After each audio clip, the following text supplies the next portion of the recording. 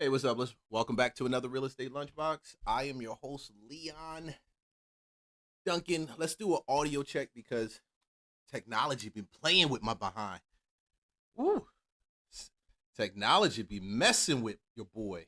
Let's see what's up. Want to make sure that we streaming live on all our little channels right here. So if you're chiming in, let me know if you hear me. If you don't hear me, it's all good. It's all good. It's all good. It's all good. It's all good. Let's see what's popping. Let's see what's popping. We getting our real estate together. Getting all of these pieces that flow out together. Got a great show for you today. We're going to talk about what we need in order to make this keep rocking. Oh, shoot. Got it right there. We good with you guys on YouTube. YouTube is live for your boy. You know, Facebook been acting really crazy. I'm about to let it go some ways, man, because I kind of feel most of my audience comes from you guys over here in YouTube, and you're consistent. Just love, appreciate you dropping by the channels, hollering at me, saying what's up to me. All love, all peace, so much appreciation. Passing the goal to 1,500 subscribers. You guys know I've only been doing this for about 2 months, 2.5 months. That's what we got. So, Facebook looks like it's doing whatever it's going to do. And, I'm about to drop that concept of trying to stream on everybody's channel, doing all this stuff that they want to do. Okay, yeah. Sometimes it's on, sometimes it's off. I hear it from my mobile, but that's cool. It ain't going to stop the hustle. Because at the end of the day, I'm about to bring the muscle. And then if you don't like me, you can chat and comment, and we can have a tussle. Yeah. I ain't a rapper, but I just rap a lot. Okay, cool.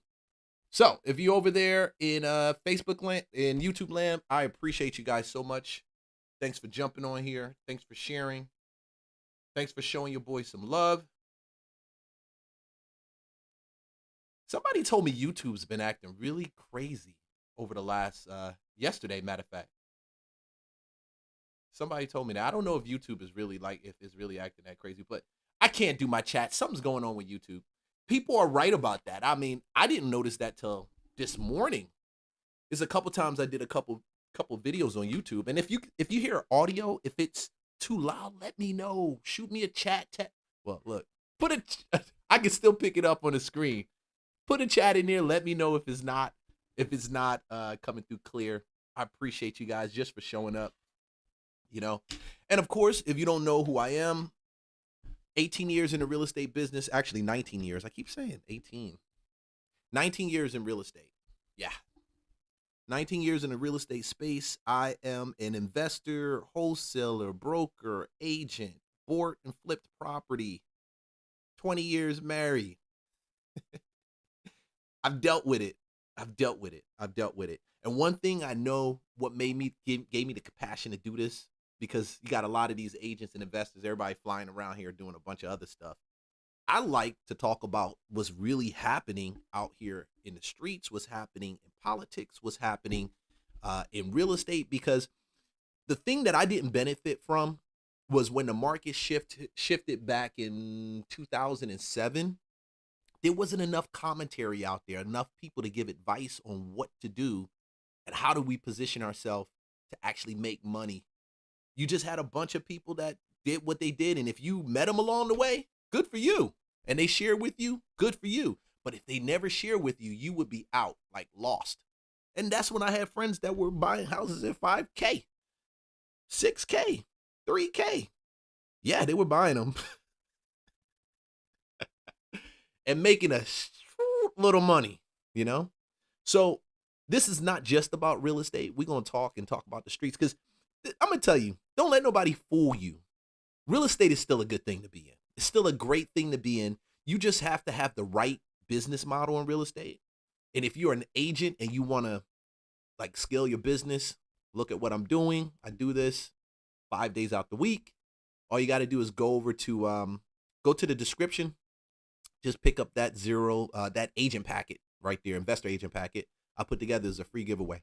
Just go ahead and tap it, and you'll get the download. And dude, I hope it really helps you. I've worked with institutional investors. I've worked with mom and pop shops, so I kind of got a little bit of everything going on. I learned the hard way. I've done REOs. I've done foreclosures. I've seen all of this stuff. And the reason I talk politics, I talk culture, I talk all of that is all of this comes together as one, even though people don't think about it. I'm telling you, when you buy a house in a neighborhood, whether you're buying it for investing or to live, you're going to want to know what the people think like around there, because how they think is also going to determine if your property appreciates or not.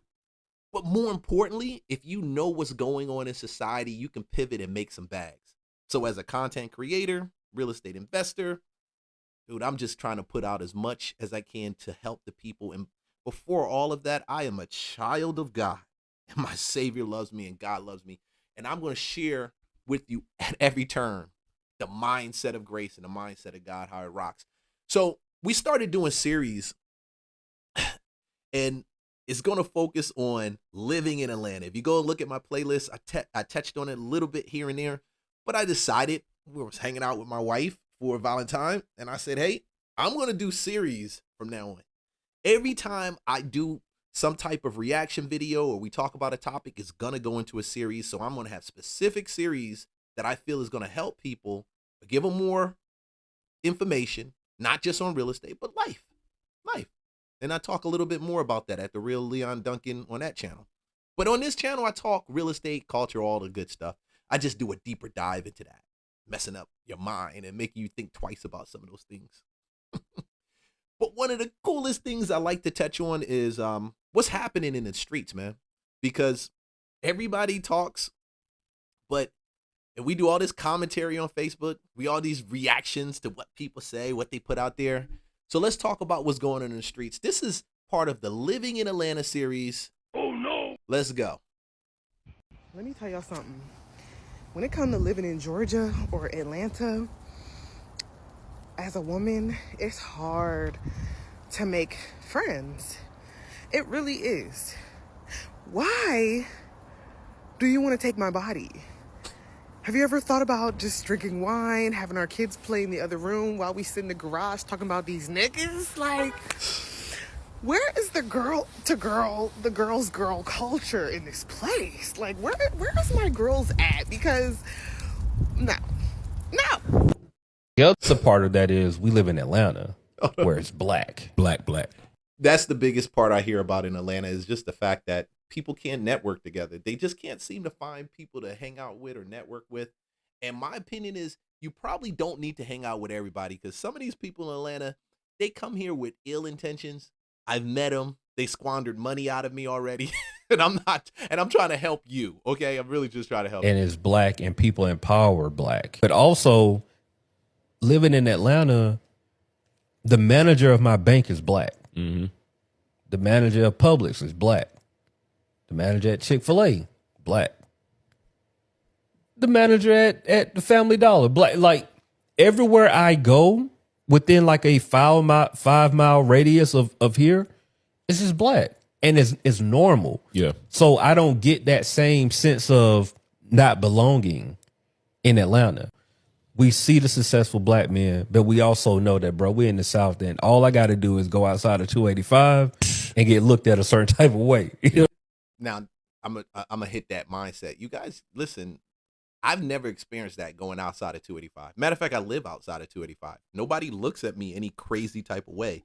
You got all these other suburbs outside of 285, and you got a lot of black people in these suburbs.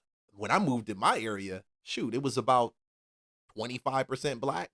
Now, what, 6 years later, it's roughly like about 75% black. But these are families that didn't want to buy in the city, and they moved out.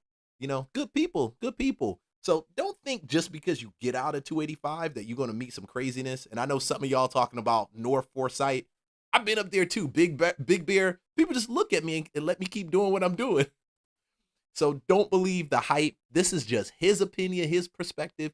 And I would challenge you. There's so many beautiful places out in Georgia. You don't have to just sit in a city and be clustered to just looking at people that look like you, which is not bad at all. know what I'm saying? Like, you get This is more. those feelings of like, bro, what you doing here?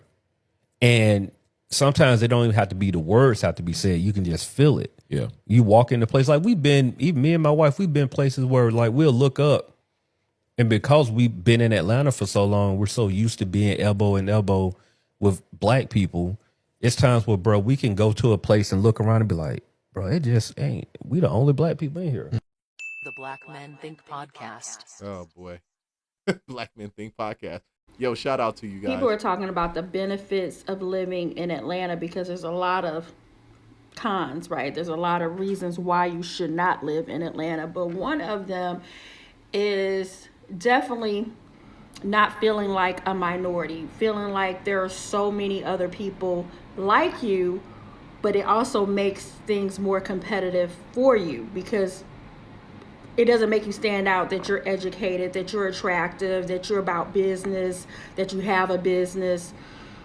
Everybody does. Not everybody, but you know what I mean. That's the insecurity portion right there. Don't get sidelined with that, because some people will do business with you in real estate. I've had that happen to me on a lending side. I've done private lending. Some people will do business with you. A lot of people would do business with you because of your unique value proposition. Like, what makes you different than this other agent or this other car wash or this other detailer or barber down the street? Like, I love my barber because he won the Bronner Brothers hair show twice, I think 3 times, right? Extremely good barber. And I do business with him because of his level of proficiency in that space. So don't let that stop you or hold you back. But the best part to me about living in Atlanta is that you are going to be motivated. You're going to be encouraged. You are going to find a way, make a way, and along the way, build a village. It has never been difficult for me to meet friends, build relationships here. So some people say, why do you stay there? Why do you stay? Because of that. But once you get into corporate and you move up, that's when it will be very clear that you are a minority, because it's so few in executive leadership, and the ones up there, a lot of them won't have your back. Just depends on where you're going. Just really depends on where you're going. Not always true in the city. I love living in Atlanta. I mean, yeah, if you go by the news, most of my potential partners are carrying life-threatening diseases, but, you know, I still love Atlanta. I got to throw some comedy up there with you, dude. And my advice to you, if you come to this city, honestly, stay out the street. Stop messing with these Stop it. Oh, no.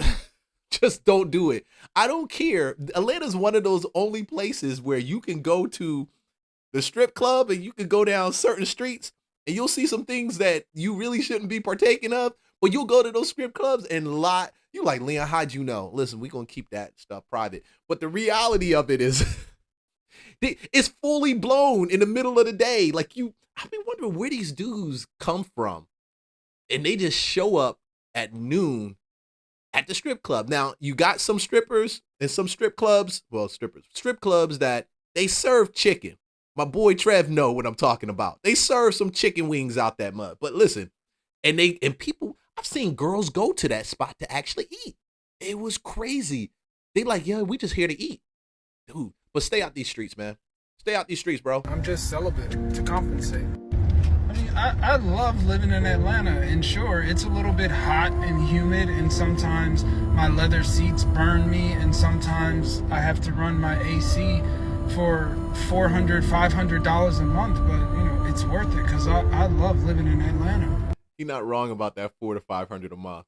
He's not wrong. And I love Atlanta, and sure, I'm sitting in traffic going 7.8 miles. It's going to take me 64 minutes per the GPS, but I just compensate by creating TikToks while I'm in the car. Living in Atlanta, I mean, as a 41-year-old, recently divorced man, I definitely don't love the fact that most of the women my age still want to do hookah and go to lounges, but, you know, I just compensate by staying home. I mean, I really do just love living in Atlanta. It's one of the only cities where I get to witness the yellow thunderstorm of pollen that is about to come up on us in allergy season, where I will get to wash my car every single day and take enough Zyrtec and Allegra for 3 lifetimes in any other city. I just compensate by washing my car and taking enough Zyrtec and Allegra to last for 3 lifetimes in any other city.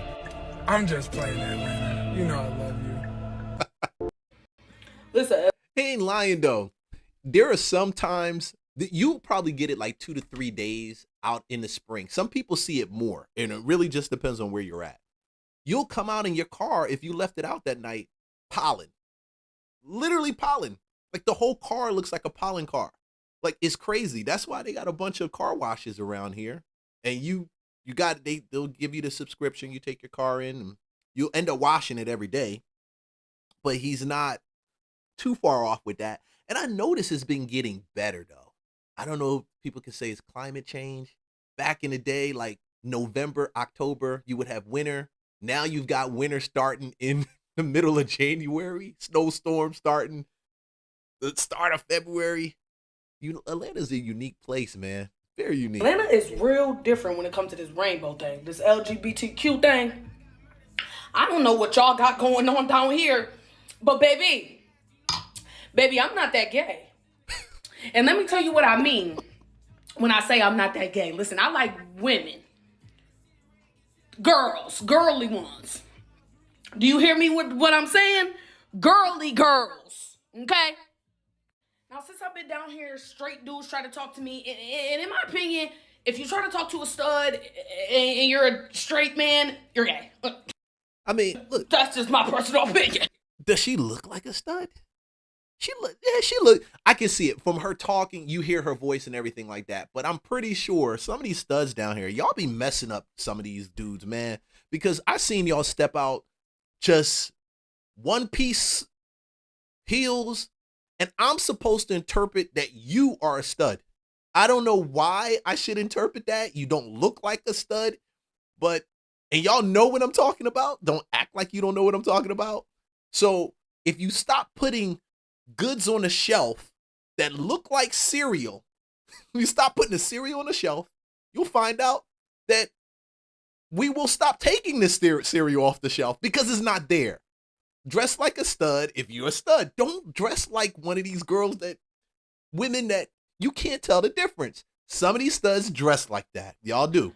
But why today I was in the store, minding my little stud business, and another stud came up to me and said, just like this, "You look good as fuck." I said, is he talking to me? I'm sorry. I don't care. Listen, I know some of y'all like, I don't even mess with the gay stuff. Listen, I don't got no problem with them. You know, I ain't got no problem. As long as you trans, do your trans thing. Got you. You know, that's your thing. I don't believe in it. That's your thing. But y'all still funny. Y'all still hilarious, bro. Like, young man, if you don't back your ass up, I'm gonna bust you upside. Don't play with me, young man. Talking about somebody look good. I'm not that gay. So I don't know what happens down here, but I got to go. I need to go to Houston or something, because this ain't for me. Houston. All right, cool. I moved to Atlanta, and here's what I have to say about it so far. I love the culture out here. The Black culture, entrepreneurial space, and the entertainment space is everything. It's everything that I ever thought it was going to be. There's always something to do in Atlanta, and it's so easy to find. Like, there are so many people saying things to do in Atlanta today. Everyone is also so friendly. She got some lips on her, don't she?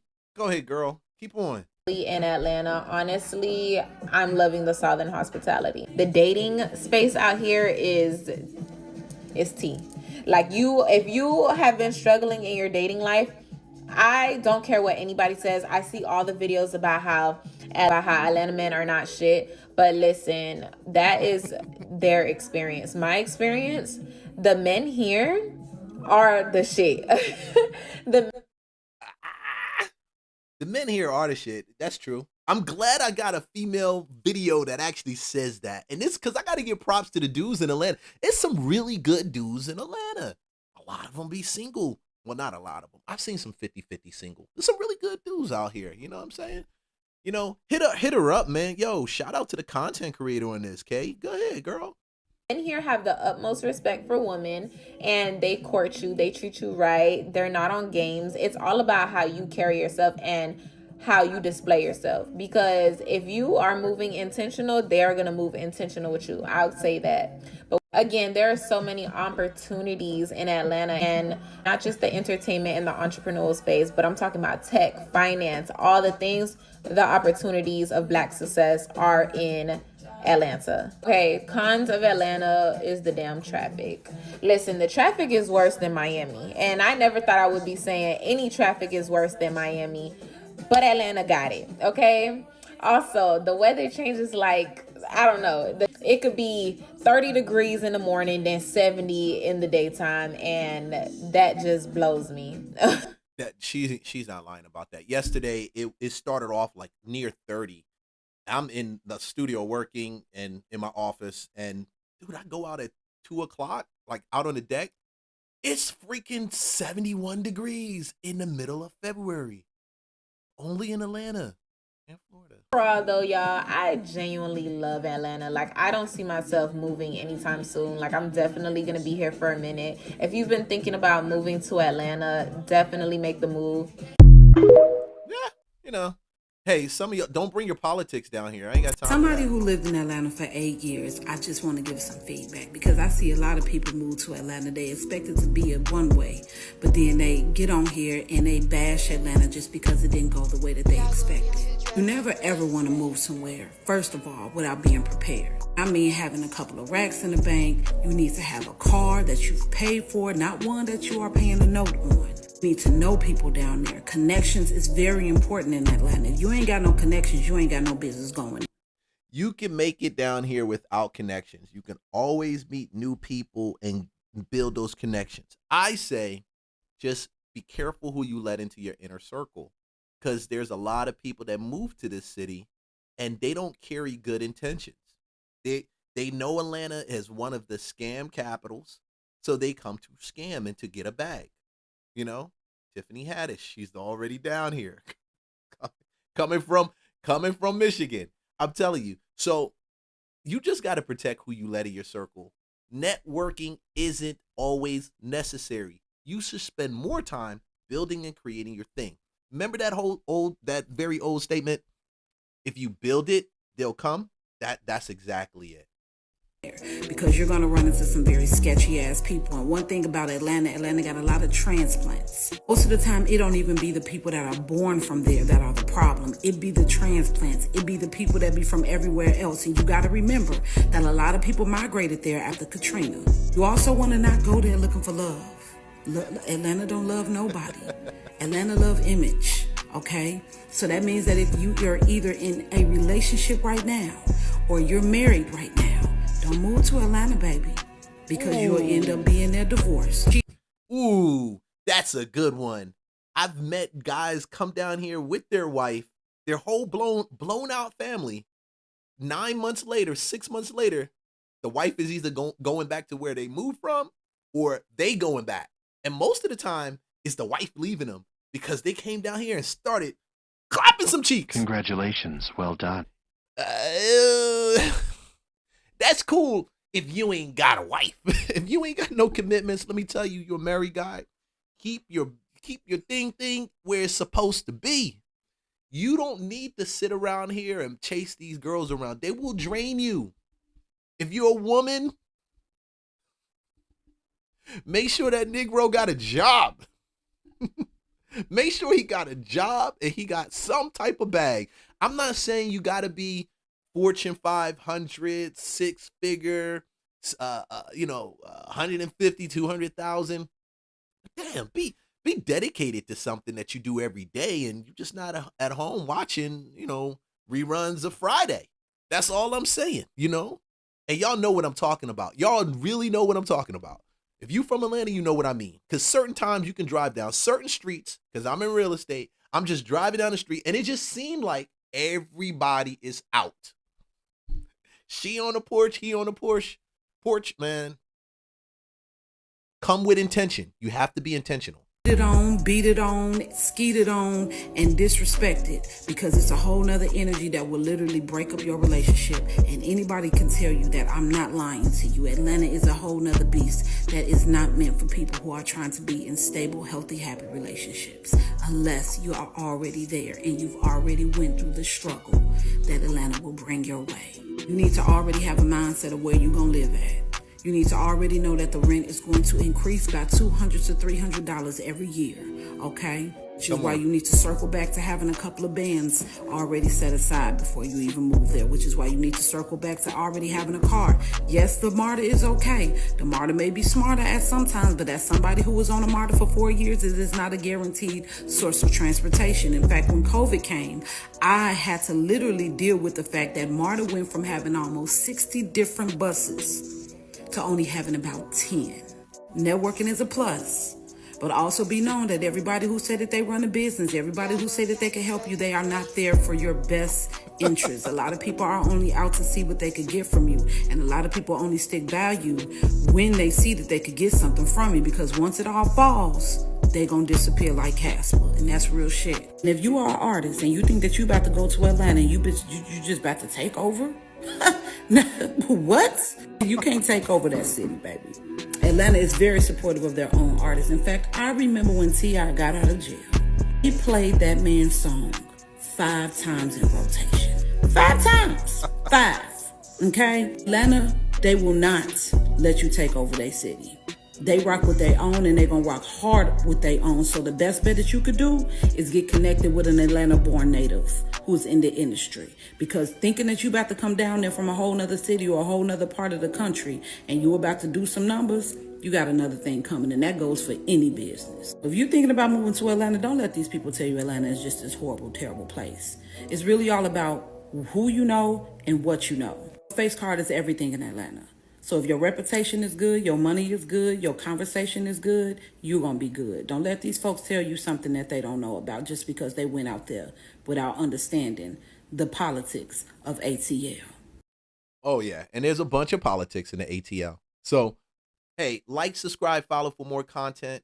I appreciate you jumping on this stream and taking a look at what we're talking about today. That's the Living in Atlanta series. We're going to talk more about it. I like to always know what's going on in the streets, my man. Trust me. When I'm out here and I'm talking to people, I don't care if you're a cop, if you're a fire officer, if you are a streetwalker, if you a stripper, if you... I don't care what you are, where you come. We hold a conversation. I'm always about where you from, what you do, how you like living in the city, stuff like that. And when people ask you too much what you do all the time, and they always on what you do all the time, God, listen, watch those people, because they are clout chasing and they trying to get to the bag, and you might be their fastest route to the bag. So I like to keep my streams under an hour and a half, and that never works. Actually, I try to keep it an hour, but honestly, it's more like an hour and a half most of the time. But I was on the net, and I was I like to put pieces together for every show that I do. So I'm going to sit back and, oh, that's cool. Let's talk about this. Oh, that's cool. Let's talk about that. Because it's called Lunchbox because it's so much in real estate. It is not just business. A lot of people like to do these real estate channels where they just talk about the numbers and, oh, the climate over here and this. I don't do that. I talk about everything. And I doggone talk about politicians that need to get dragged. Congratulations, well done. Because if you out here and you think that what's happening in a political circle and space doesn't involve you, oh, I can lay down and chill out, I ain't got to turn around and politics, and you just go on TikTok and I would call you a political TikTok pundit. That means you listen to TikTok, and that's where you get your news from, or CNN, and that's all you get your news from. Dude, you are missing it. Everything in Atlanta, and even Atlanta itself, man, it is a cabal of politicians. No lie. Go over to Cascade. I want you to swing over to Cascade in Atlanta. You ever come to Atlanta? Go to Cascade Road. You got all of the old school black politicians down there. See, Cascade Road, that South Atlanta area, that's the hub for black political power. You go to the north side, Alpharetta, Sandy Springs, then you find the people, Buckhead, North Buckhead, you find the people that make the other bread, and they don't look like you, but they got political swing. Atlanta's one of those places where you have a balance between you got the money and then you got the political people. And I don't know why. It just happens to be most of the politicians are black. Oh no. Nothing wrong with that, but they don't have the bread. They got to go over to some of these white, conservative, and a lot of cases liberals to actually get that bread, to fund their races. We saw it already with Andre Dickinson, Kasim Reed, Lance Bottoms, Keisha Lance Bottoms. Yeah. They don't get their money because they got a bunch of constituents in the city that just want to, they're just the people and they want to see them in that position. Nah, they knock on a door, say, listen, Mr. owner of whatever store, Cassie threw it. What, Chick-fil-A? Yeah, Chick-fil-A's out here. I need a bag. We run in for the next one, then they're going to cut their deals in their back office, and next thing you know, you got a second term for Andre Dickinson. Yeah, I said a second term for Andre Dickinson. Congratulations. Well done. That's Atlanta. That's the power piece. So let's take it from Atlanta. Let's go up to New York. Zohran Mamdani. Oh, Zohran Mamdani. The socialist for the people, the people's socialist. Man, I tell you, every person who voted for this dude is about to get exactly what they went down the street in a backhand corner, down a backhand street, and you fawn. You fawn what you were looking for when you fawn this guy. He got something special for you right about now. He tricked a lot of people into thinking this was going to be a push against millionaires. But I'm going to show you this is not a push against millionaires. Matter of fact, he's leveraging the people to get money from the state. Zohran is real about this, and they making their bag on the back end. Think I'm lying? If you do succeed, let's say, in convincing Albany to raise taxes, and I'm a little skeptical that that'll happen, but let's say you do, there is concern, as Governor Hochul mentioned, that there will be people who... Hey, guys, like, subscribe, follow. Look up there. You see June 29th. This is 2025, June 29th.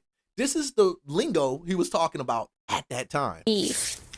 New York City for Palm Beach or elsewhere. I know we're not going to be playing our little violins for the billionaires who have to pay more taxes, but they do take a lot of money with them. And in fact, the Citizens Budget Commission found that hundreds of thousands of high-income New Yorkers have left New York City in just the past 5 years, and households that earn more than $1 million pay about 40% of New York City taxes. So why dismiss concerns that your potential tax base... So remember that number, 40%, $1 million plus in the New York, they make up about 40% of the tax base. So check this out. You need to harvest money from to pay for these things will leave. I don't think that these are concerns to be dismissed. These are ones that I have to engage with. And ultimately, as part of the other conversation of how do we win over voters who haven't yet joined this campaign and this coalition, I have to meet with New Yorkers who are concerned about any aspect of my campaign. I have to meet with them who oppose with this campaign, because I'm not looking to lead a coalition of those that voted for me. I'm looking to lead an entire city of 8.5 million people. And the reason that I believe that we need to increase taxes on the 1% and the most profitable corporations is because of the fact that those are taxes that would then pay for a better quality of life for all. But only if they stay. And the reason that I believe... You still with me?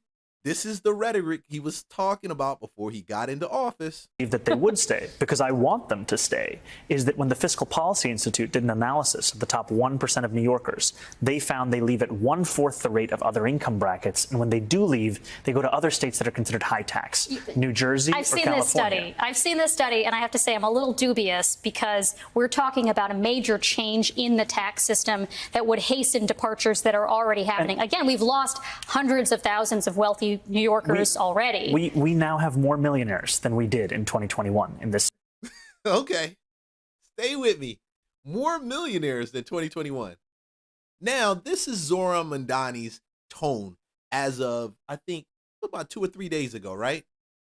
At the heart of this path is a property tax increase. This would effectively be a tax on working and middle-class New Yorkers who have a median income of $122,000. Oh, God have mercy. I wish y'all would stop getting fooled by this stuff. Right now, property tax is going crazy all throughout the country. And this joker is going to raise New York City property taxes at $122,000. You got people in Georgia, Florida, throughout the country that make $122,000. And raising their taxes is going to make them lose houses.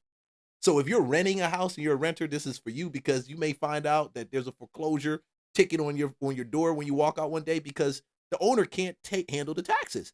Now this guy wants to take it to another level, and I thought we were talking about targeting million plus. Now he brought it all the way down to 122. The second path also requires us to raid our reserves. It would mean withdrawing $980 million from our city's rainy day fund in fiscal year 2026 and $229 million from the Retiree Health Benefit Trust in fiscal year 2027. He's talking about taking away your reserves also. Whew. These are steps that have been taken before, but only in moments of extraordinary external crisis. Mayor Bloomberg's response to the 2008 financial collapse and Mayor de Blasio's response to the enormous revenue shortfall caused by the pandemic. We do not want to have to turn to such drastic measures to balance our budget. But yo, check it out. It gets deeper. It gets deeper. This is the full press conference. Well, a piece of that press conference. This guy, see, this is the thing. When you leave a lot of this and you say, oh, I'm cool with socialism. Oh, socialists are cool. What do you mean? We want the rich to pay their fair share. I keep telling you guys, the rich people paying their fair share means when you increase the taxes on them, they turn around and increase cost of goods and services that you pay for. Average people like you and me, regardless of how much you make, you put on your shoes, you go outside, you got to go buy a loaf of bread. Somebody manufactures that. You got to go to a supermarket. Somebody owns that. So if you tell them I'm going to increase how much taxes you're paying, you created these jobs, you built this business. Yes, it's helping the community. Yes. But I'm going to increase it. That's the solution for socialists. To me, I call it like the okie doke. You know what I'm saying? It's like it's the crossover. He didn't start with this, but he's going to end with, like, this is the truth right now. He's been elected, January? I think the first week in January he took office. Now we're almost 2 months in, right?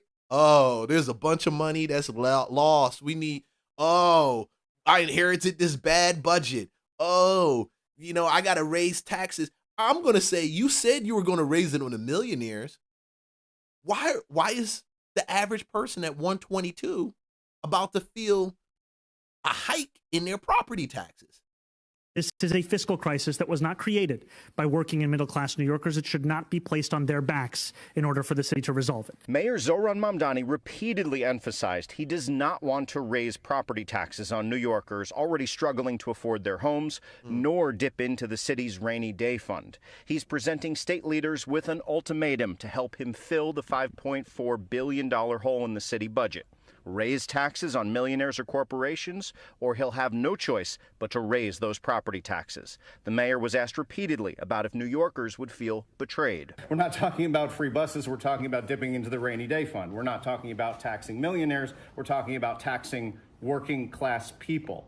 Well, I am talking about taxing millionaires. What we need to do is reckon with the structural nature of this and put ourselves back on the kind of footing that allows us to advance an agenda. The budget. This is the okie doke when it comes to politicians. This is it. And this is why you have to protect yourself. Whether you're doing your real estate, it doesn't matter what business you have. This is going to affect everybody. And I'm shouting out all you guys out there in New York, and you got property, sell your and move to the South. Don't bring your politics with you. We don't want it. Okay. But we do want your money. No, I'm not lying. We do want your money. We want your money. We want your business. We want to help you grow. This stuff right here, And the thing that's such a shame about it and what's bad is that you have people that can't afford it right now. But just like everybody went out to the polls and they voted, and when I was looking at the demographics that voted for him, most of those were people between the ages of roughly 30, 35. They were the ones who really feel that the government owes them something. So you're about to get what you're owed right about now. And what he's saying you're owed is a tax increase. Okay? And not everybody shares that opinion, but to start leading with this is the worst. He didn't talk about cutting taxes. He didn't talk about cutting taxes. He didn't talk about cutting some of the things that that the NYC offers, programs or anything like that. They didn't go through that list and say, listen, these programs are showing up short. These are showing up short. We need to do this. And let's cut this budget line item out. Because that's what you do. When I'm looking at my profit loss statement for the year, for that quarter, for the month, when I'm looking at expenses, I got to find out what I'm going to cut or how I'm going to get the money. And a lot of times it means I'm bringing value to people to get the money. These guys aren't bringing value. Matter of fact, they're tricking you. You guys got pumped. Gap is mainly due to ballooning rental assistance programs and spending to reduce class sizes in schools. The mayor says he's already working to find savings throughout city government. But budget observers like the Citizens Budget Commission call a wealth tax versus property tax debate a false choice. The best option is to dig into the agencies, identify spending that is helping New Yorkers and keep it, that is not helping New Yorkers and shrink it or eliminating it. And local leaders who generally support the mayor say a property tax hike is a non-starter. We have to stand up for homeowners in particular. These are your people. These are the people that jumped on the bus and said, yeah, he's for the people. Nah, that Negro about getting the bag, bro. He about getting the bag. He's going to get it from anyone. He doesn't care if he taxes the rich or if he taxes the poor. And I know some of y'all are going to argue and say, well, no, he's doing this in order to make the rich pay their fair share. Let me tell you something. If you had a choice, if you were presented with an option to pay something if somebody else doesn't pay it, first thing I would say is, okay, let them go pay it. And that person that's supposed to pay it, they disappear. They're like, I ain't paying that. And it falls to you. Now, who's the dummy in this case? Is it the person who put the person in place that brought out the law that's saying I need to raise the taxes? Or is it the person that's leaving? I think the person that's leaving is the smartest person in the room. I think the person who's skipping out is the smartest person in the room. I think the people who are staying, the people that say we're going to tough it out, Zoran is really about us. I'll take a hit, 15% tax increase on my property. You know, people in Chicago are at 135% tax increase on their property. Yeah. Instead of taxing the businesses that are in the inner city and letting them pull like the blunt of it, you're going to give it to the residents, just like in Chicago. See, the businesses are there because when you have a commercial business, you should expect to be taxed more. Your property should be expected to be taxed more. I mean, you own the building, you're going to get tax increases if you run that business. Yeah, you're going to roll off that increase to the people who buy the goods in the neighborhood, but they have a choice. They can choose to buy it or not buy it. The people, New Yorkers will have a choice at least to buy it or not buy it. If we're talking about sales taxes, increase in the cost of goods for those bodegas, for whatever products or whatever services are being offered by a business in the inner city. But he's skipping that conversation. He's not even having that initial conversation. He's automatically throwing all of those middle income earners on the chopping block. And do you think that the governor cares? Do you think anybody cares about it? No. The property tax hike might just go through. This is not an empty threat because every municipality, a lot of these major cities, Atlanta's feeling that same thing. I saw Houston, I saw Chicago, Philadelphia. They're raising property taxes on the people who own the properties. They're not even looking at the businesses right now.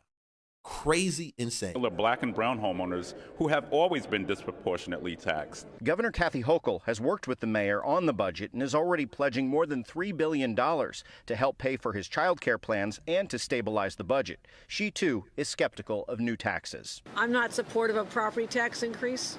I don't know that that's necessary, but let's find out what is really necessary for him to close that gap. That is when that's the result of selecting and putting someone in office who has no experience politically. They don't have any experience running an organization, a large group, none whatsoever. Only experience that they have is some little rinky-dink thing that they did in college. Now you give them a budget for New York City, a multi-billion-dollar budget, and you say, here, run it. Of course they're going to come to you with some crazy stuff like, hey, we need to raise the taxes. They don't know how to do they don't have experience in any of that. And Eric Adams had a point.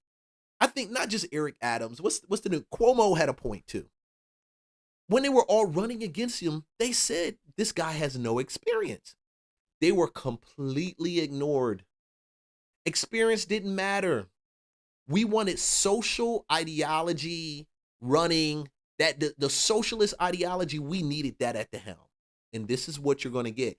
I truly believe that Trump did not push back on him at the White House. You saw a real cool, pristine Trump, largely because Trump knew they were going to fail. Trump knew this was going to be some BS. He knew it was going to fall. He was going to get egg on his face. To me, Trump was saying, okay, yeah, go do your thing. I got something better for you. When he gets done and he makes these mistakes, the mistakes that a newbie who probably should start off running a local municipality, at least get on city council so you understand how things are done. At least get on the city council. At least be involved in putting some real serious laws into place. It's something about serving people before you decide you want to open your own business. Be an apprentice before you turn around, I'm going to open my own business. And I'm going to sell tires better than he sell tires. Because I know how to talk to the people. Oh, no. But that's the same example that you're seeing here. They're going to be dealing with an inexperienced politician. And the mayor says if he has to do this, and again, he says he really does not want to. He's proposing a 9.5% across-the-board property tax increase against 3 million homeowners or property owners and 100,000 commercial properties. The Speaker of the City Council, the council would have to approve this, says this is not on the table right now. She wants to work with the mayor to find savings and efficiencies before a tax hike conversation even begins. Live at City. Falling on his face. That 9% increase property tax, you keep that stuff in your pocket until you actually say, hey, I'm going through the budget. I've eliminated this amount of costs. Now are we good? They're going to say, yeah, we're good. Or they're going to say, no, we're not good. We need a little bit more. They say, okay, instead of 9 because I've eliminated this much, let's go drop it down to 3. Let's drop it down to 3% tax increase, and let's just give it to commercials. Let's just make it a commercial tax increase. We just dealing with commercial buildings. We're dealing with people who run businesses, and they got to start at this amount of value and then up. That's how you tax the rich. If you want to do that so much, that's how you do it. You show that you're competent enough to manage the budget, and then you go ahead and you manage the budget, and then you go back and you look for cash. You look for bread after that. This is so immature because even my kids would know we got to get rid of stuff before we start charging people for stuff or begging mom for money or dad, I need some extra cash. How do I make? And that's what you teach your children. You should. Kids need to know this. And this is a result of some silver spoon, self-proclaimed socialist Democrat. I'm the hybrid. I'm about liberty. Yeah, I'm about America. Y'all gonna laugh when y'all find out that money that Zoran was putting bread in his pocket, that he was helping his friends. Matter of fact, there was actually I need to go ahead and do this. I'm going to run this tomorrow because I got to find this clip. There was a clip of a lady who actually confronted him and said, you were having a private meeting with with Muslim constituents and promising them stuff. And then now you come out and tell us that this is a fair and equal delegation of opportunities within the city's budget, and we want to open it up to all of these businesses to compete for city contracts. But you were just in the back with the Muslim Brotherhood telling them they got the opportunity now to make bread because you're in office. It's a Muslim thing. God, Lord. Y'all won't listen? Please do. If you're in New York, get out while you can. It ain't going to get better. Matter of fact, it's probably going to get worse. And like I'm lying, if I'm lying, if I'm tripping, you leave me a comment and you let me know. You watching this? Like, subscribe, follow for more content. Let's jump on how taxes are actually crushing American households and homes throughout the whole country. Property tax bills are due. Appreciation is not free. This is the result of it. Hearing some politician tell me I don't really own my own home because of property taxes is infuriating. Yeah, property taxes, government's dirty little shakedown. It begs one question. What in the actual hell is that about? There's this guy in Pennsylvania, Russ Diamond, who's really nailed it. Boiled down to its very essence, fulfilling the promise of personal liberty is impossible if you can't actually own a piece of real property. Damn straight he's right. Property taxes aren't just a bill. They're a boot on your neck, and it's time we kicked it off. Picture this. You've busted your hump for years. Pouring concrete, driving trucks, teaching kids, whatever the hell it is you do. You save up money, buy a house, maybe even pay it off. You're thinking, this is mine. I've earned it. And then some tax man rolls up like a sleazy landlord saying, nice place you got here. Fork over a couple grand every year or we're taking it. That's not ownership, folks. That's renting your own damn house from the government. And if you don't pay, they sell it to the highest bidder faster than you can say foreclosure. It's a shakedown, plain and simple, and it's about as anti-liberty as it gets. It's a big lie. We need the money. The suits in the State House will tell you property taxes are the only way to keep the lights on. Schools, roads, fire trucks, the whole deal. I call BS. That's nonsense. I've been to places like Florida and Tennessee where they're raking in cash from sales taxes and tourism while keeping property taxes low. Their roads aren't crumbling, their kids aren't fucking illiterate, and the firehouses aren't shuttered. Meanwhile, high tax dumps like Cleveland are bleeding people faster than a stuck pig. The truth is, states don't need property taxes, they want them. I'm gonna balance this out a little bit because I'm sorry, Florida. If you're from Florida, the schools aren't the best in Florida. Come on now. Tennessee, I gotta check the ratings again one time. So I can't quite say eliminating it altogether will actually keep the schools still intact because you can get it from a bunch of other places. That may be true. It may be true. If you're living in a municipality and they don't collect property taxes, leave a comment. Let me know because I only know where I've been, and I've been to quite a few places through my military journey and through other, life, and I've lived in different places. There are some benefits to actually having having property taxes which cover good schools, but I agree with them 100%. There are other untapped sources that I think personally your leaders who you vote into office don't even take the time to examine. They just automatically keep this property tax slavery thing going, and they know how to keep it going, and they sell you on it too. They want your house to appreciate. They want your land to appreciate. They want you to go and look to buy a house and look at it and say, oh, that's all I got to pay property taxes. And then it doubles the next year. Dude, these guys know. Easier to squeeze you than tighten their own belts. Look at the numbers. States are drowning in revenue. Sales taxes, income taxes, federal bucks. It's all there. Pennsylvania, New Hampshire, they've got billions sloshing around, yet they still hit you with a property tax bill every year like clockwork. Why? Because they can't be bothered to cut their own fucking waste. Or tax the corporate fat cats hiding behind loopholes. They'd rather stick it to the guy who just wants to grill burgers in his backyard without government liens hanging over his damn head. It's lazy, it's greedy, and it's a lie they've been peddling for too long. The real dirty work, who's getting screwed? Here's where it gets personal. Property taxes don't just hit the rich guy with the McMansion. They clobber the little guy, the retiree on a fixed income who watches his tax bill climb higher than his Social Security check, or the young couple with a kid on the way, barely scraping by, now facing a reassessment that jacks up their rent to the fucking state. The farmer with a big spread and a small bank account forced to sell off land. Yo, that's good. Property taxes are that. They're actually rent to the state. That I never really looked at it like that. But that's a true fact point. We actually pay rent to the state when we pay property tax. Don't worry, if you're renting, you also pay rent to the state too. You pay it to the owner, and the owner pays it to the state, but you paying it. You paying it, trust me. You're not getting away with it. Families worked for generations. These aren't freeloaders. These are the people who built this country, and property taxes are kicking them while they're down. And the real kicker, they never stop. You pay off your mortgage, you're still not free. You're 80 years old living off oatmeal and memories, and they still come for you. You miss a payment, and they'll rip your home out from under you like it's nothing. That's not a tax, that's a protection racket. I've seen cleaner deals in a slaughterhouse. It's time to get our hands dirty and fight back. Here's the good news. We don't have to take it. Guys like Russ Diamond in Pennsylvania and Jonathan Martin in Florida, they're out there swinging, pushing bills and amendments to kill this garbage tax once and for all. They're proving you can fund schools and pave roads without turning homeowners into tenants. Sales taxes, user fees, or here's a wild idea, stop blowing money on crap we don't need.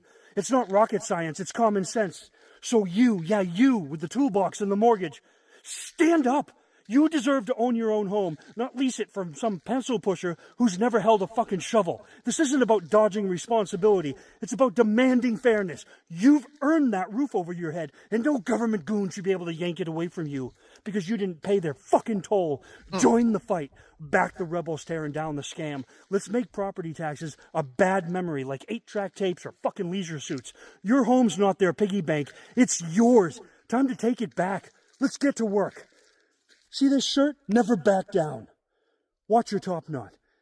Follow the link in my profile. Get your own shirt. Let's do this.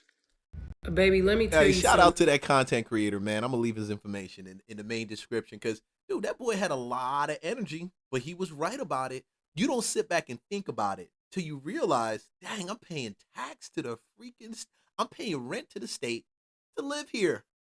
Even when it's paid off, I'm still paying this rent to the state. And they get to determine, your county gets to determine how much rent you pay.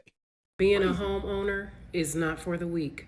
Because when you open that 2025 property tax statement and you see that almost $3,000 out of your $4,000 in taxes is for school tax, and they can't better protect our schools,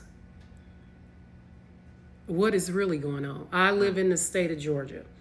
Me and my husband just got our 2025 property tax statement.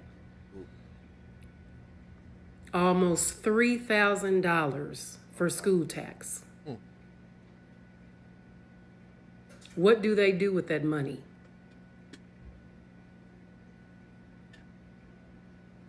Being a homeowner is not for the weak. So to anybody out there that wants to buy a home, know that you got to pay attention to those taxes that they send in the mail every single year. It's not for the weak. It is not for the weak. Every year. Property taxes have gone up pretty significantly. And if you actually look at especially here in Georgia and in Atlanta itself, Atlanta has the 5th highest property tax increase this year over last year. And at the same time, the state of Georgia, we have more property tax increases. Now, we don't have the highest property tax, but we do have one of the highest increases, how much it's moved over the past several years. Matter of fact, if you look at all of our southern states, especially the states that we border with, right?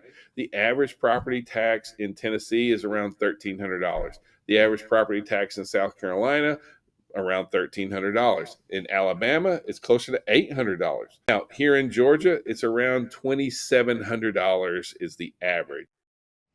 Y'all, I got my property tax bill today. I know you fucking lying. This shit is highway robbery. I bought my house back in 2022. When I bought my house, it was a little over $6,000. Then less than 2 years, my property taxes went up to over $10,000. Now I get a bill today, it done went up another $8,080.10. I know you fucking lying. They don't want us to own shit. Matter of fact, we never do. We never own shit. Because whether your house is paid for in full, if you do not pay your property taxes, you could lose your home. And they say this is the American dream, to be a homeowner. I mean, look at this shit. And then they tried to, hold on, y'all. Let me show. Ooh, dang. 11,169 total 2024. Ooh, dang. Sure, you need a tax assessment. Like, somebody's got to go through that and look at what's happening. See, okay, so if you don't know how they build these property taxes out, the way they do it is they look at the appreciation.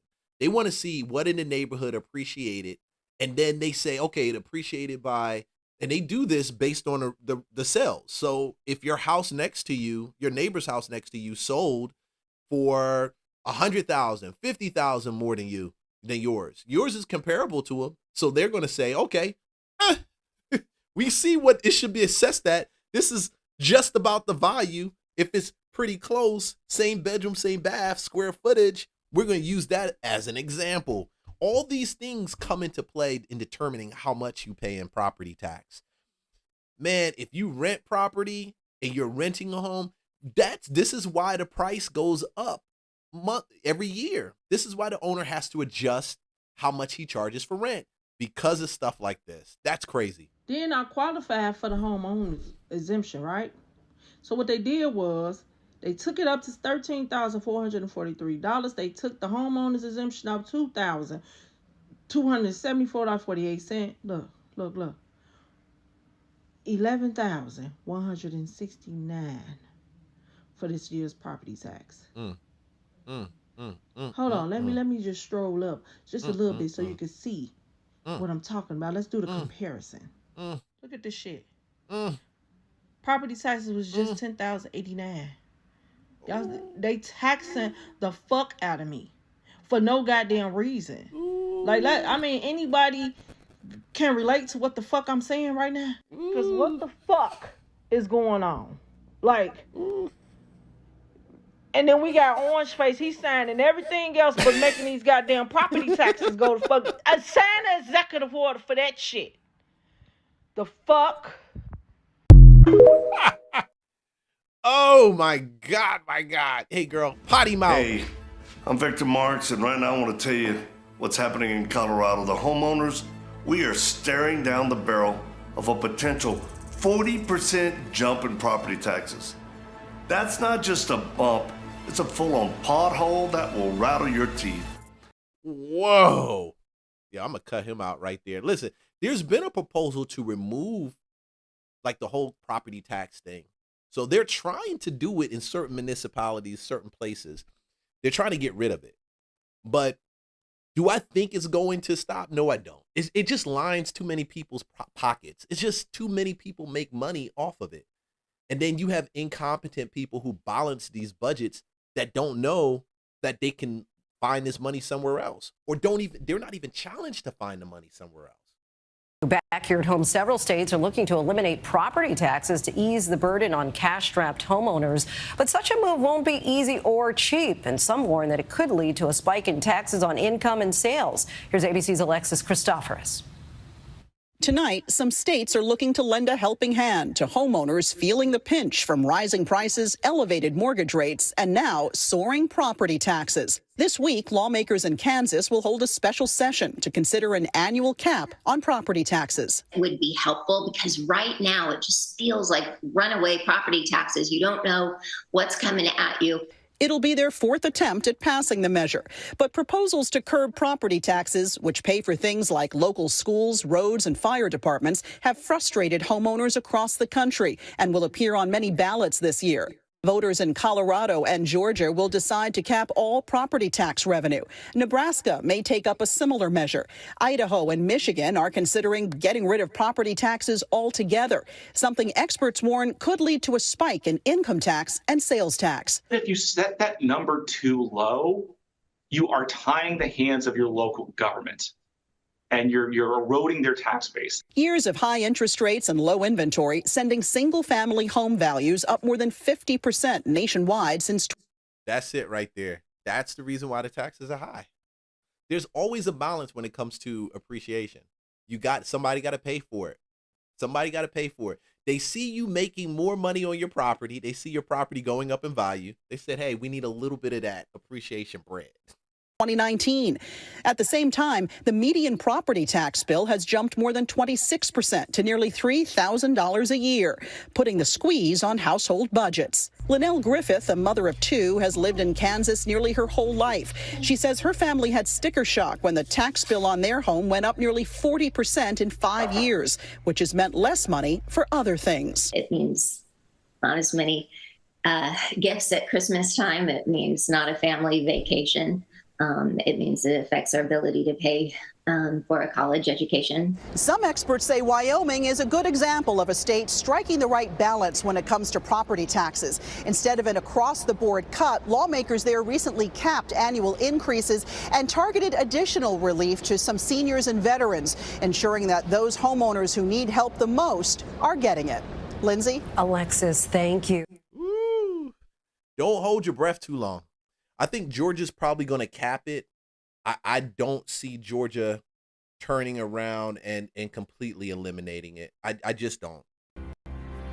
Good evening, everyone. I'm Sharon Lawson, and we start this evening with new data tracking immigration and customs enforcement arrests across the United States. CBS News obtained documents showing ICE made roughly 393,000 arrests from President Trump's inauguration last year through January 31st this year, 2026. Now, here in Georgia, there is pushback over a new ICE facility in Social Circle. The city says ICE purchased the facility on Hightower Trail, and it could open as early as April as a detention center.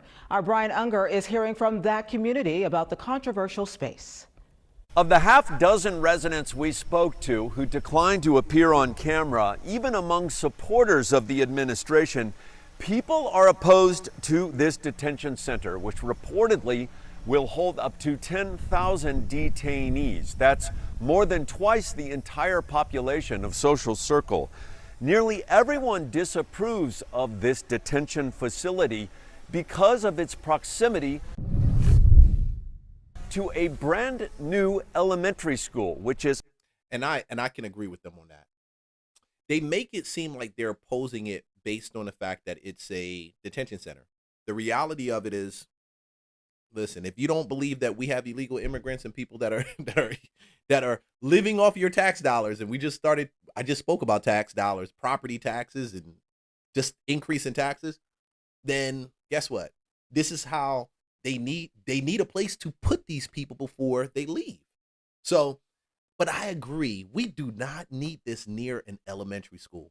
And the reason I say it is this needs to be far out, away from people that live in neighborhoods, kids that go to schools there. This needs to be completely away from them, because at the end of the day, you get one person get out and they show up on your front door and they asking to borrow some get a cup of water because their car broke down. You're gonna wonder what the heck? Oh no. Yeah. That's all you need is one breakout. They swinging on they at the school hop over at the school, the elementary school. Your kids walk out. They swinging on a swing outside the elementary school. The kid's like, "Hey, that's my swing. What are you doing?"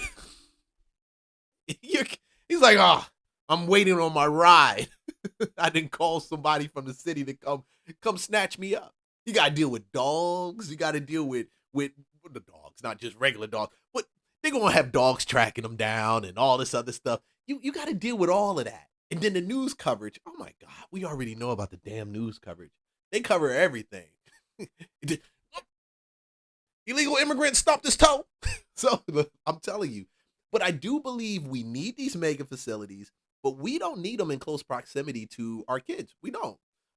So I can understand why they would face that backlash. And if you've ever been to Social Circle, it's like a boondock place out in Georgia, northeast Georgia. It's I mean, it's a hole in the wall spot. So I can get why they feel that, like, hey, we can take it all the way out here. But honestly, they need to cut it when it comes to it being closer to school, because things like this give enough fuel for their opposition to say, hey, yeah, we don't need more. And then they're going to make it harder for them to get these facilities out. We already got people in the city of South Fulton, what was representatives for that area. God, they need to shut down that city. It's not like it makes any money. It's not like it does. If you live in the city of South Fulton, I mean, you guys are struggling still for a fire department. I mean, I don't know. But for your representatives to get out there on Fox News 2 nights ago and start talking about how we need to stop ICE and all facilities and all that, they don't care about you.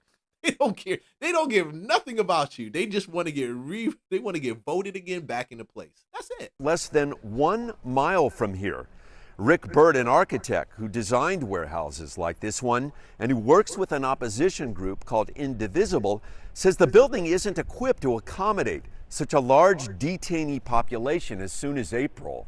It's a question of how humanely do you want to treat the people that you're dealing with. According to Homeland Security documents obtained by CBS News, nearly 40% of those arrested did not have any criminal record at all. They were only accused of civil immigration offenses. We asked Bird if a warehouse without individual cells and bathrooms is suitable for detainees who are not accused of violent crimes. You're asking me if I would house the young guy who came to our house 6 months ago. He did an incredible job of painting our house, gave us an incredibly fair price, talked about his young family, happened to be from Venezuela. If you're asking me, would I put him in that facility? Absolutely not. Bird has been leading an opposition group since January, working alongside people of different political stripes, all united in opposition to this new ICE facility. Is it a not in my backyard issue? Is it a philosophical issue? How would you characterize how the opposition breaks down? Well, I would say certainly all of the above. There are people in this town who I'm sure support what ICE is doing. There are people who are against what ICE is doing. But this has managed to bring everybody together. Another top concern we heard from... Hold on. Everybody coming together on this has managed to bring everybody together. Man, I'm going to tell you. Residents of Social Circle is this: where are all of the employees at this proposed detention center going to live? Because there is limited housing here in this small town of 5,000. And most of all, folks who live here do not appreciate being the focus of the political limelight. Ooh. Listen, Social Circle. None of us appreciate being the focus of the political limelight. Whether you are a black resident who they come into you and say, what do you think about this ICE thing? And they don't damn well say anything contrary to it. They're like, what do you mean you're black? They're minorities. Oh, God, Lord, you gotta. These mega facilities are coming, regardless of if we like it or not, because at the end of the day, you got to put them somewhere. And they're going to make it seem like these are Nazi in concentration camps. And I am also balanced. I'm also for them being treated right as human beings. I do believe if you don't treat them as human beings, you're as bad as the people that come into this country, rape, kill, steal, and plumage. You're just dealing with another level of evil. You're just evil to people, period. It needs to be done. This is where compassion and logic need to mix. Rule of law needs to stay in place. We need to find some grace in order to not treat them like animals, but they damn well need to get out. Oh, no. I'm not holding that back. It needs to happen. It needs to happen. Go check out my video where I'm showing you that these FHA loans were actually used in Texas, some of these other states, in order to let illegal migrants buy houses, as long as they could show basic ability to be able to pay and then and who they are. I'm just for that. If you like selling out this country to China, to nationals that don't live here and then complain, I can't find a house. You wonder why you can't find a house. You can't find a house because somebody got it. And don't tell me all the immigrants ain't got houses. It's not that all the immigrants, all the illegal immigrants taking houses. It's not that. It's the fact that a FHA loan, something like that, and I know we're talking about, mega facilities, but this is also about real estate. It's about those FHA loans. You got to realize that is something special that's offered to Americans to buy a house, and a lot of people have benefited from buying it, only having to put 3.5% down. In most cases, they may go to a bank, have to pay 10%, 15, 20%. FHA gives them the ability to be able to do that. The government takes a haircut. The government subsidizes that. Come on, man. Come on. I just don't believe I should pay taxes and the government should subsidize that for people that broke in to be here, or even, let's say, even if they came and they were under a green card and it lapsed 10, 15, I've seen it 30 years later, never made an attempt to become a citizen. Oh God, no. Hell no. I'm not for it. You can be mad, disagree, leave your comments below. Listen, you know what? All opinions are definitely welcome. No problem. Hey man, I'm about to hit that hour and 15-minute mark on this. I got one more story I'm going to cover. One more story. I was going to go for Whoopi Goldberg, or I was going to being on the Epstein list, or either for China and Chinese labs in the city, in neighborhoods. Dude, I'm going to go for the Chinese neighborhood. Listen, I'm just going to do that. We'll keep Whoopi for another day. I like clowning them over at The View. They some funny people, funny looking, and funny acting. Let's go. On January 31st, SWAT teams and hazmat crews swarmed a Las Vegas home. What they found was shocking. A secret biological lab hidden in a garage, right in the middle of a neighborhood. This lab was tied to the same Chinese national who was arrested back in 2023 for operating an illegal biolab in Reedley, California. That's where authorities discovered deadly pathogens, Ebola, HIV, tuberculosis, malaria, and even genetically modified mice. Counterintelligence expert Casey Fleming says those two labs are just the beginning of something much more dangerous.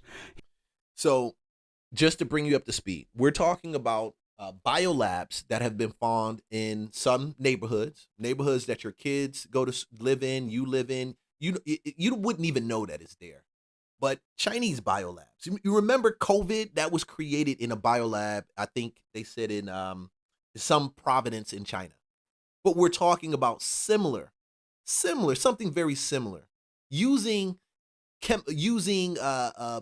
alterations in genetic modification, modifying genes, like they said with the mice, or creating just straight out viruses off of other viruses.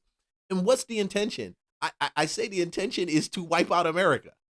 And it's always been like that. And we spend so much time fighting each other over ice or no ice.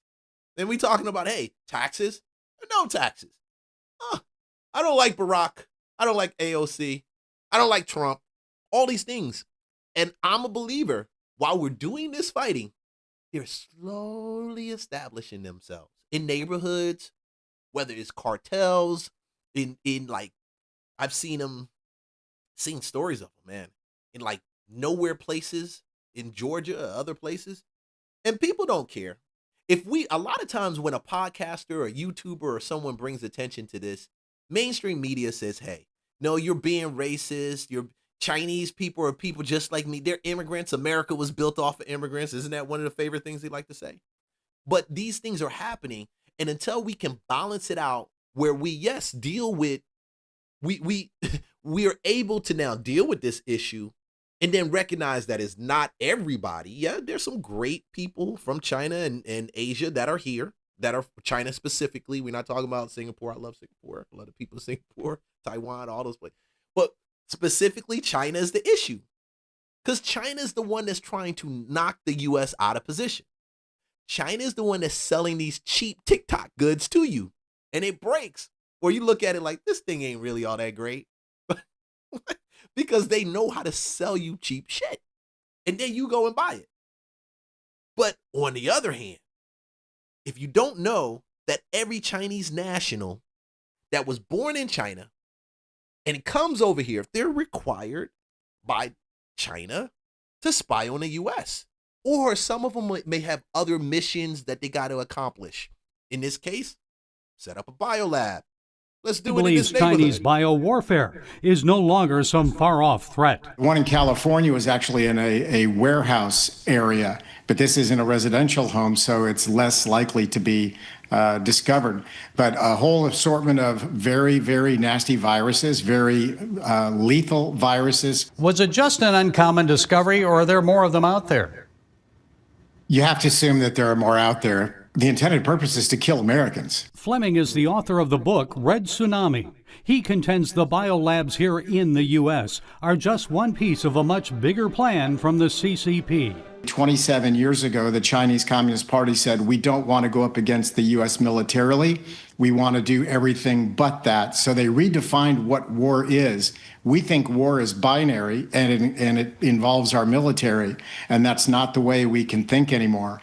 This war is about every man, woman, and child being on the front lines to weaken the United States. Unconventional warfare, not just bombs and bullets, mites, fungi, even viruses, targeting our crops with the goal to wipe out America's harvest. I released a video, Chinese nationals buying thousands of farmland, thousands of acres of farmland in the Midwest, and nobody says anything. And they recently started to come up against it. God, thank you. People don't like, some of y'all don't like Trump, but the reality of it is, if you didn't have a mega movement or someone saying America first, they've been buying this up for years. And nobody was saying America first. No, they were saying money first. Money, bags. That means somebody sold it to them, and they were cool with getting the bag and bouncing. They didn't care that they were selling their farmland to an entity that did not like America. And worst of all, some of these locations are so close to military installations. So we're not crazy. If you're listening to this and you think that this is like we're making this thing up, we're not. This is far from being propaganda. It's a reality, a real reality. And it's taken, and the part that's so bad, and that's a shame, is that most Americans don't care. They think about it, they may look at it, because it doesn't affect them. See, it doesn't affect you until food starts to dwindle, and that all that farmland that should be bringing out food, feeding people throughout the country, it's not being used like that. It's being held and kept because the person who owns it, they're in another country, and they're going to do whatever they feel, whether it's engineering the produce that comes like that to have an effect on us and our children, or just straight not using it in a time of need. We're a very different country. And this is something why I love America. This is one reason why I love America, because of the freedom, the ability to be able to make the money, to be able to lean on God, to hear what he has to say and do certain things. You know, that's for me. For me, I love that. The freedom to be able to talk to you. Some people can't talk to them, talk to anyone about their concerns. They can't broadcast it. It's a capital offense in some places and punishable by death, speaking against the government or those that are in authority. Okay? And things that happen. So feel the way you want to feel, but at the end of the day, they need to take the farmland back, and we need to recognize that things like this is taking place. And there's more. Imagine another pandemic like COVID-19, but this time it starts right here in the U.S., not overseas. The Chinese Communist Party is actually working on COVID-2 and COVID-3 and other very, very lethal viruses in the Wuhan lab. Now, these are a combination of, they've been stolen from U.S. labs, they've been stolen from Canadian labs. Stolen pathogens brought into the United States undetected by the FBI and Homeland Security. What can we do to stop all this, Casey? Number one, stop buying Chinese goods and services, period. And stop investing in companies who are doing business in China. You're only feeding... my man's right. How many times do we look at a product and say, is this made in China? It's made in Taiwan. And the craziest part, I was reading another report, is that they can send this stuff they can make a product, send it to Taiwan, get the Taiwanese stamp, and then it's shipped from Taiwan over here. That's how they circumvent a lot of these tariffs that Trump put on them. So if we're not conscious of this, if nobody's talking about this, nobody's speaking about it, damn well you know the realtor won't know. The realtor sold the house to him. They don't even know that if it's true or not. Oh, no. They don't. So we got to be the next tier, because if we don't, we're going to wake up and then everybody's going to be scratching their head because they were fighting against each other. And they didn't recognize the threat that was actually literally at the front door. Literally. And funding your enemy. Fleming believes Americans are ultimately engaged in a spiritual battle. If you want to boil this completely down, this is God versus Satan in all of its form. Gary Lane, CBN News. I wouldn't say it's God versus Satan, because God has already defeated Satan. He's already defeated. We're not in no battle to win or do anything. But we're in a battle, I believe, of awareness, because some people are just asleep. They don't know. Because if you knew it, you probably would do something different. It took me researching it to say, hey, I need to make some changes. We need to focus on buying freaking not farmed raised food coming out of China or out of Asia. We need it to be wild caught. We need it to be locally wild caught, or at least between Canada, some as far out as Canada or Alaska. But it doesn't need to be coming from China or Taiwan and it's farm raised. A lot of people don't think about that, because we go to Walmart and we just buy. We because it's on sale, it's a discount. And after we buy it, it seems like it's no different until you find out that there is a big difference. Hey guys, like, subscribe, follow for more content. This is my rant. This is my piece, my extra that I give out to the community. While you're also at it, you take a chance and you're interested in getting one of our property list, you can definitely go over to just go to the description and we'll put you on our property drip every Friday. A new property or properties are sent out, that list. And if you want funding for it, we got that too. But more importantly, we want you to not sit back and let what's taking place affect you. I keep saying this is the time to actually build assets, not necessarily buy assets. But some people do have the money to buy assets. There's people out here with money. Not everybody's suffering. My thing to you is buy it and buy it right. We're in a buyer's market. Take advantage of it. And hopefully some of the deals we send you can actually increase your portfolio. Hey guys, like, subscribe, follow. I am out. Know that God loves you. You're made in his image. Keep rocking. And man, good things coming your way today.